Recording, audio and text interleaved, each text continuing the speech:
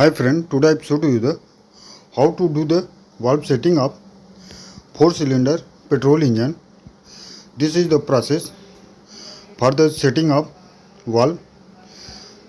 First we insert the gauge, filler gauge between the valve and lever. Then after adjusting the valve, we have check the clearance is equal or not, and then after that we have setting the other valve like this one, and you have see the live video of the same. And this is the other valve we have setting along with the filler gauge as well as screwdriver. This is the process for the setting of the valve, and after the setting we have again check the clearance of the valve is actual or not.